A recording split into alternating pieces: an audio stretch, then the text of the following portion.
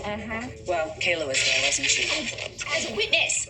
And it's fine, by the way, that you clocked me over the head with an ice bucket. But please, let's continue to talk about all the things that I've done wrong. Well, I am so sorry that I was so edgy. You know, it gets that way when people try to kill me. So how's married life, she says, trying to change the subject. It's pretty much the same as it was before. Really? Does that mean you're still living with Eric? Because that should really change as soon as possible.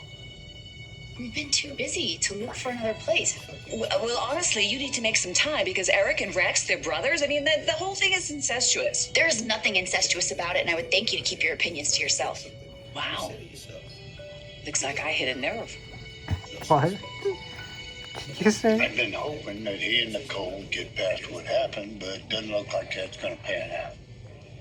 She still blames him for her daughter's death. Yeah, I'm worried. Because ever since Daniel, it seems like Eric's willing to take the blame for anything and everything, so I admit it. I'm worried. The guy is back to nothing in his life.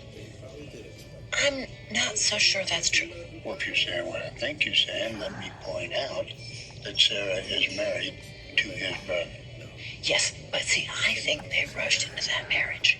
Their choice, they're adults, they know their feelings. I don't think she knows her. I think she has very strong feelings for Eric. And so, if that's the case, I just think that's not really fair to Rex. So it's Rex you're worried about here.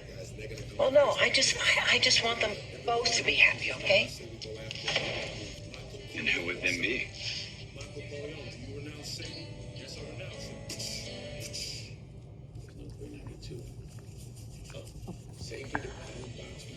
Okay, what's with the luggage? You're not leaving town, are you? No, I was just cleaning out some closet space to make room for Sarah. You know what, just a thought here.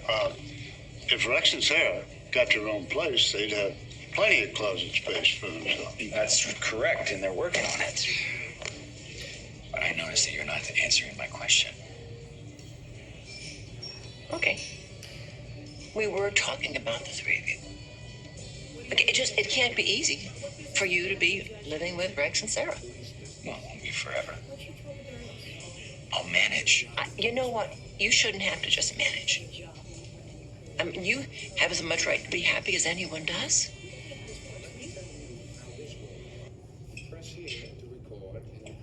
You didn't strike a nerve. You're just butting into my life, and I don't like it. Okay, you're married to my son. I am not passive about my children. No, not passive. That's a nice way to put it.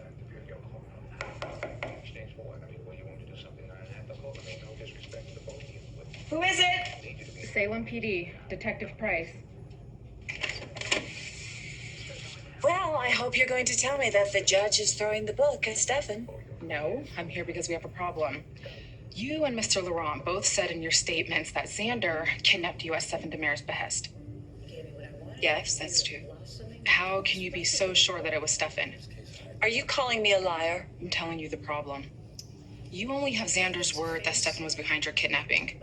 In court, that's hearsay and deemed inadmissible.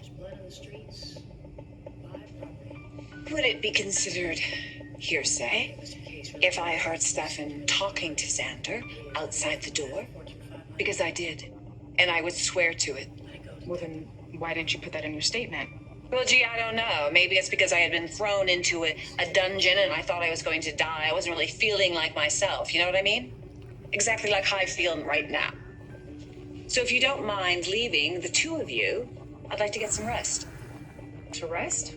Or to line up your story with Ted Laurent?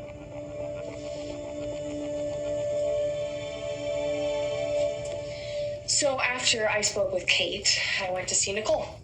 Gabby, no, what? You need to steer clear of her. I'm not afraid of her. You should be. I am freaked out by her. I went to go see her, and she said she wasn't going to let me in.